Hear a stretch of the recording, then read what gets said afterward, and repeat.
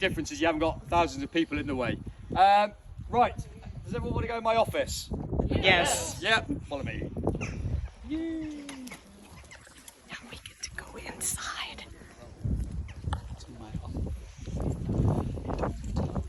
You know, I'm about ready to cry. Wow. This is bucket list right now. Look at me, I'm about ready to cry.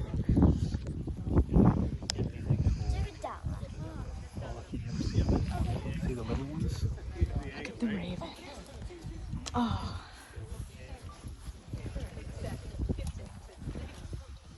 Oh. Are you getting inside?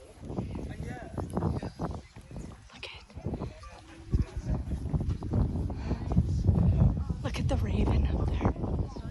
Oh, Tara, you made it. Look, Tara.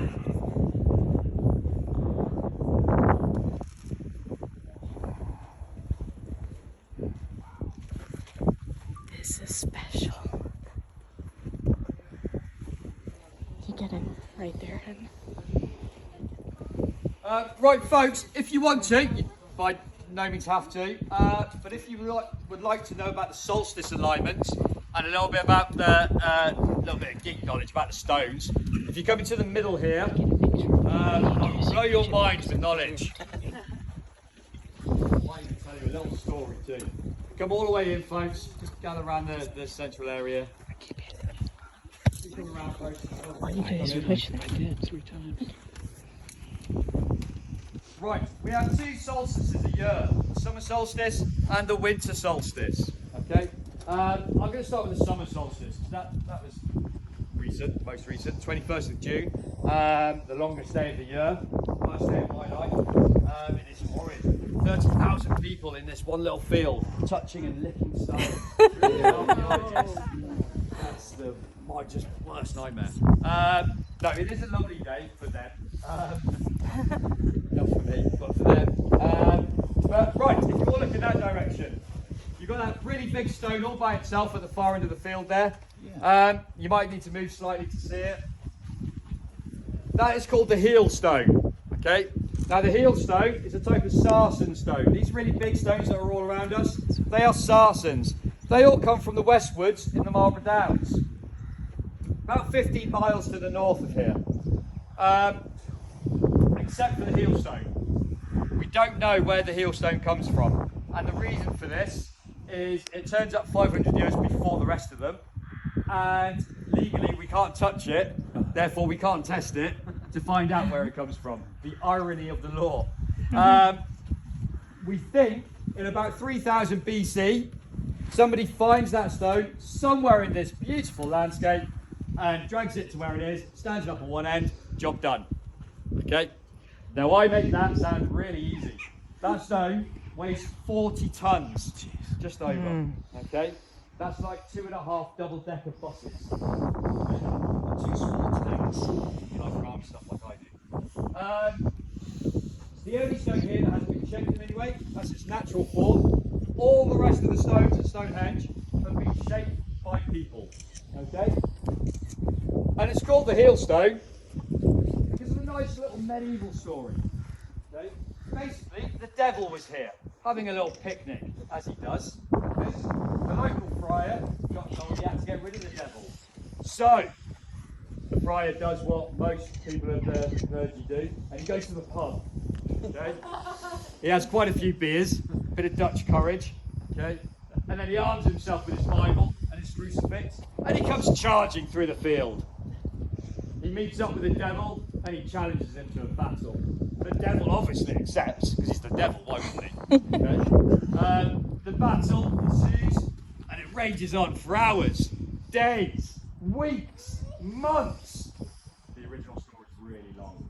Okay? But long story short, the devil wins. The friar, petrified for his life, runs off in that direction as quick as he can with his tail between his legs. The devil, furious at the friar for disturbing his peace and quiet, picks up a stone and he throws it at him. And it hits the friar's heel as he's running off. Such a lame ending to a story. It was actually called the Friar's Heel Stone right up until the 1950s. And then people got lazy, and now it's just a real stone. Okay. So, 21st of June. If you all look at that stone now, the sun will rise up the left-hand edge of it.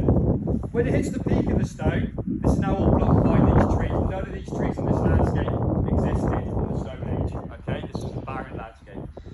So, the sun will hit the peak of that stone, and it will shine through the centre gap just in front of us here. So we've got these four uprights with three lintels. That middle gap is the entrance.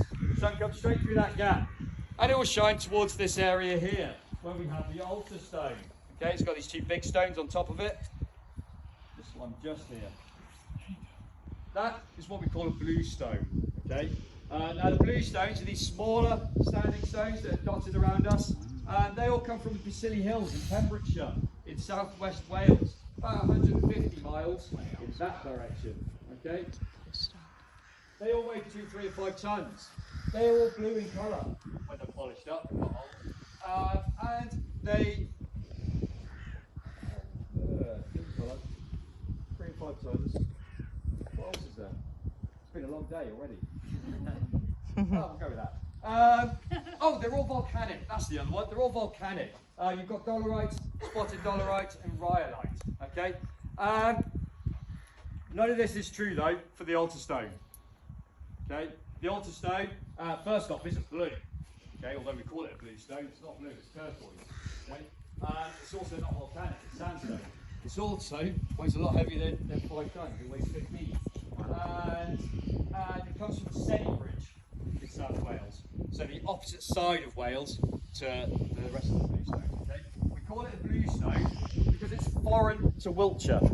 So any stone that is foreign to its current location that has an archaeological or historical context with it is called a blue stone. And that's all because of Stonehenge. And archaeologists like me are awkward. Okay? It could be a bright pink, doesn't matter. We'll still call it a blue stone. So, sun rises, hits this, that sun sets in that direction. Now the summer solstice is not the important solstice at Stonehenge. Okay? All the other things you decide on different things. Summer solstice, summer sunrise, summer sunset, winter sunrise, winter sunset, the equinoxes, depending on where you are in Britain, depends on what it lines up to. But at Stonehenge, it's all about the winter solstice, okay? The summer one is the most popular because the weather's nicer, but the winter one is the important one. The 21st of December, the shortest, darkest, coldest day of the year. About 5,000 people come to the winter one, so a lot less. It's much nicer. Do they lick the stones? Yes, they do.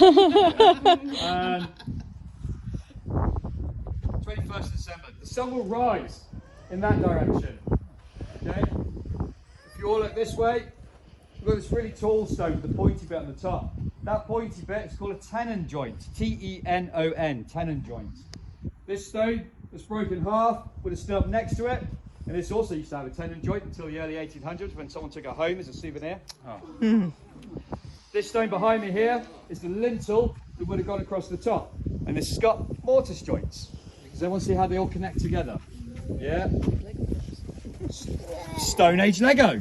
Exactly. All the uprights have got tenon, and all the lintels have got mortise joints. Okay.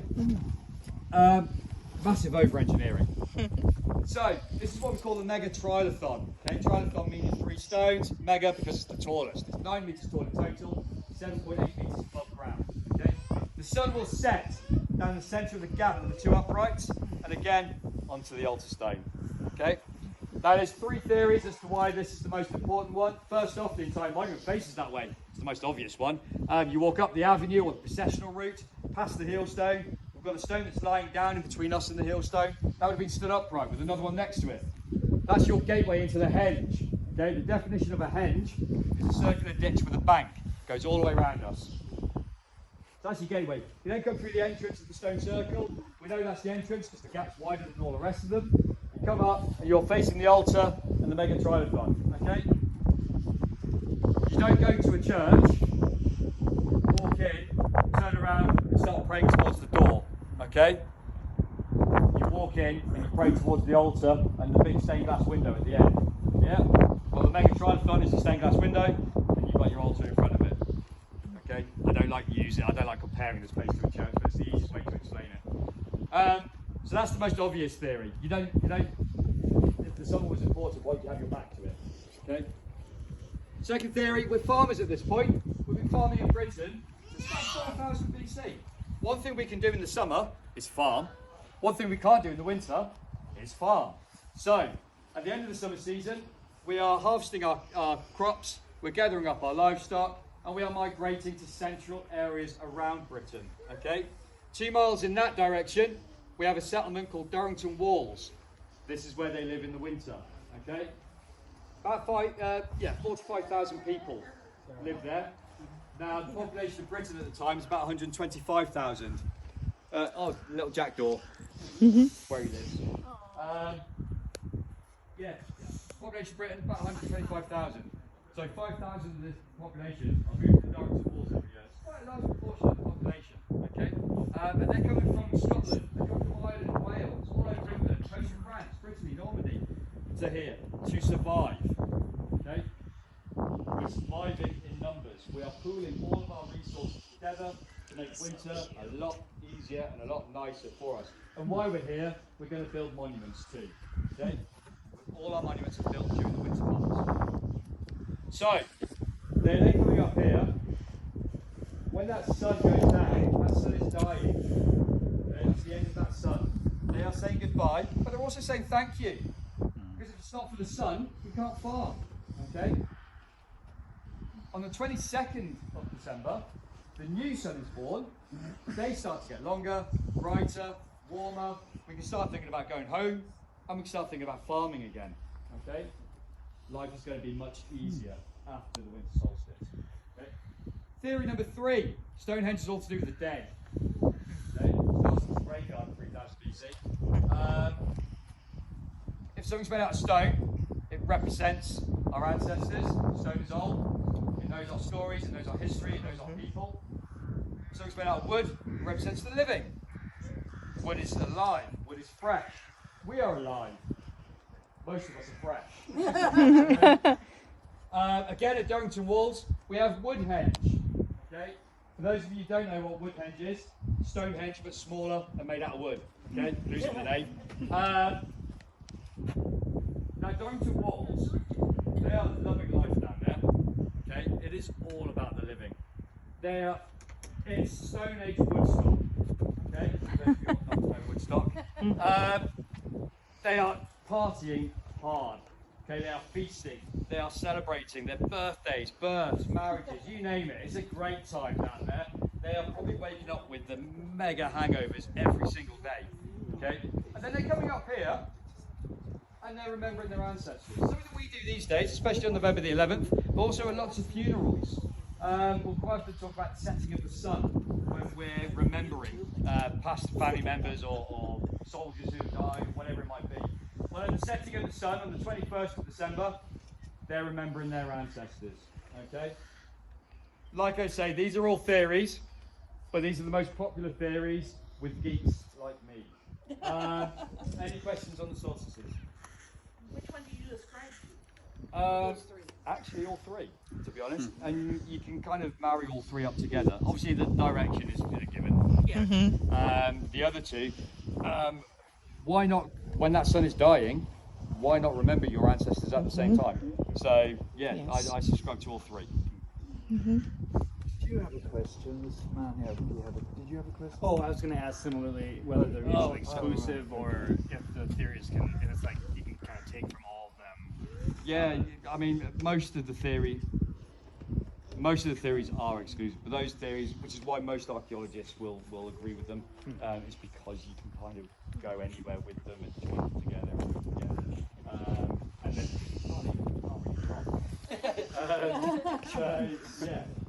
lots of people would argue with them. Lots of people come on with their own theories and go, that's rubbish. Of course, Stonehenge is to do with the summer solstice. That's why that stone's out there by itself, because it points that way. Okay, fair enough. They're not wrong. Okay. Some people will say it's got nothing to do with solstices. It's all about the equinoxes. Some people will say it's to do with the solstices and the equinoxes. It lines up with the stars, lines up with the moon every 18.56 years or something, I don't know, whatever. you know, people will come up with all these theories. It's a calendar. It marks a 10-day week. That's the most recent one. Stonehenge is a circle. Okay. One thing you can do with a circle is you can line it up to anything you want. It's a circle. Yeah. Okay. So no alignment is a fact at Stonehenge other than the solstice alignment. Okay, and that's because we have two groups of stones in a line. So we've got the heel stone and the megatrilithon. So we've got those 2 points that create that line. So we know that the solstice line is 100% accurate. That's fact. Every other alignment is just theory. You can subscribe to it, you can not subscribe to it. It's up to you. Personally, I don't think any of them have got anything to do with Stonehenge, and it's just about the winter solstice. I have two questions as well. Sounds like we need to come back for Christmas. When you said the stones kind of fell, was that natural causes or was that caused by We don't know. something? So any stone that you see falling at the moment fell before any records began. The earliest accurate-ish painting of Stonehenge doesn't happen until 1573 by a Flemish artist called Lucas de Heer. Okay? I love the And Flemish. Stonehenge looks pretty similar to how it is now. So most of, if not all, of these fallen stones fell before then. Okay? The earliest picture of Stonehenge is in a document called the Scar Mundi, which is early medieval.